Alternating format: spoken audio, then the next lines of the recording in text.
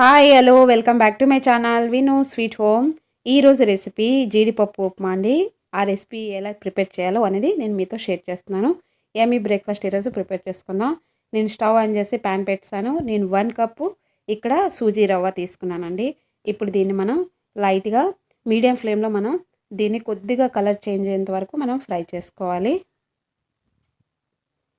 Medium ఫ్లేమ్లో పెట్టుకోవాలండి. High ఫ్లేమ్లో పెడితే మొత్తం మాడిపోతుంది.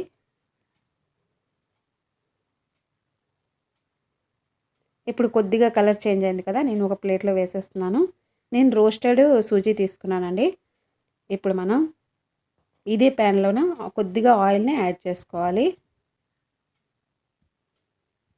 ఆయిల్ కొద్దిగా వేడైన తర్వాత నేను ఇక్కడ కొద్దిగా జీలకర్ర, కొద్దిగా ఆవాలు, చాలా తక్కువగా నేను ఆవాలని ఇక్కడ యాడ్ చేస్తున్నాను. నేను ఇక్కడ కొద్దిగా ఎండిమిర్చి అంటారు కదా, రెడ్ చిల్లీని కూడా దీంట్లో నేను యాడ్ చేస్తున్నాను. మనం దీంట్లో మనకి మిర్చి ఇదేనండి. ఇది నేను కొద్దిగా గ్రీన్ చిల్లీ కూడా యాడ్ చేస్తాను తర్వాత. ఇప్పుడు మనం దీంట్లో నేను ఇక్కడ హాఫ్ కప్ ఏంటంటే ఇక్కడ హాఫ్ కప్పు నేను జీడిపప్పు తీసుకుంటున్నాను. క్యాష్యూని నేను 1 టేబుల్ స్పూన్ చనాదాలు యాడ్ చేస్తాను ఇక్కడ.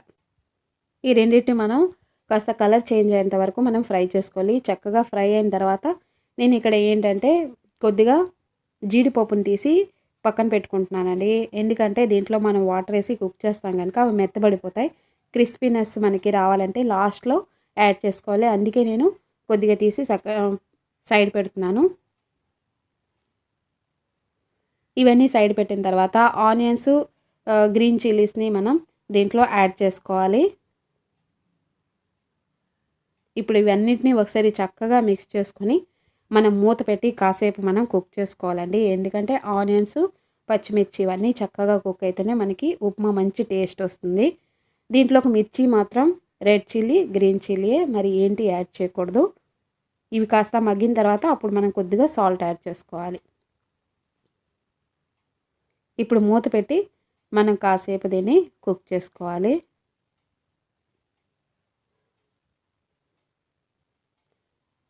చూడండి, ఇప్పుడు ఆనియన్స్ అన్నీ చక్కగా కుక్ అయ్యాయి కదా, ఇక్కడ నేను 1 టేబుల్ స్పూన్ నేను సాల్ట్ని యాడ్ చేసుకుంటున్నాను. ఇప్పుడు ఇవన్నీ ఒకసారి చక్కగా కలుపుకొని నేను ఇక్కడ 1 కప్ సూజీ తీసుకున్నాను కదండి, దానికి 1:2 రేషియోలో వాటర్ తీసుకోవాలి. 1 కప్పు సూజీ అయితే 2 కప్స్ వాటర్ తీసుకోవాలి. ఈ కొలత అనేది కరెక్ట్గా ఉండాలి. అప్పుడే మనకి ఉప్మా చాలా టేస్టీగా పొడి పొడిగా వస్తుందండి.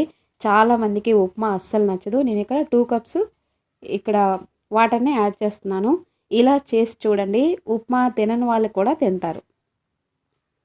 అందరూ ఉప్మా అంటే అమ్మో ఉప్మా అంటారు కదా, ఇలా చేస్తే ప్రతి ఒక్కరు తింటారండి. అది చేసే పద్ధతి బట్టి ఉంటుంది. ఇలా ఒకసారి ట్రై చేసి చూడండి.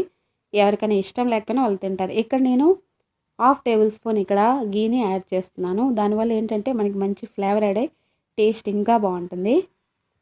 ఇప్పుడు నేను ఫ్రై చేసి పెట్టుకున్న సూజీని యాడ్ చేసేస్తున్నాను. ఇప్పుడు ఇవన్నిటిని మనం చక్కగా మిక్స్ చేసుకోవాలి. ఇప్పుడు ఫ్లేమ్ మాత్రం మీడియంలో పెట్టుకోవాలండి.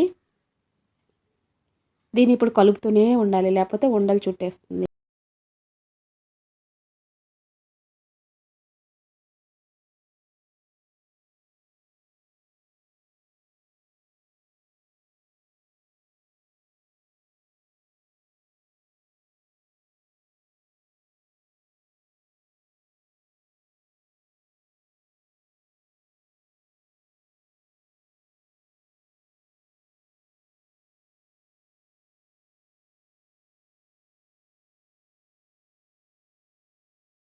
చక్కగా మిక్స్ చేసుకున్నాం కదా, ఇప్పుడు ఏంటంటే మనం ఫ్రై చేసి కొద్దిగా పక్కన పెట్టుకున్నాం కదా జీడిపప్పుని, దాంట్ని కొద్దిగా ఇప్పుడు దీంట్లో యాడ్ చేసుకోవాలి.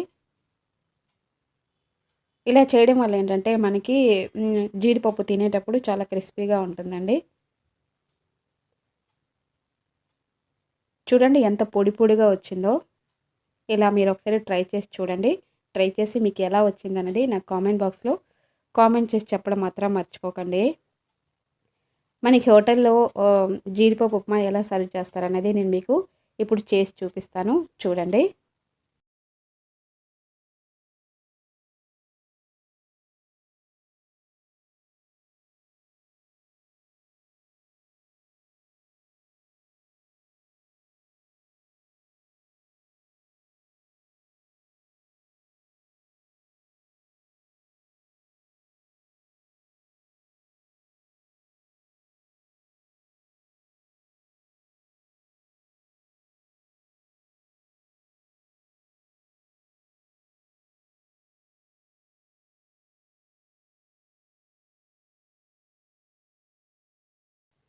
చాలా ఈజీ కదా!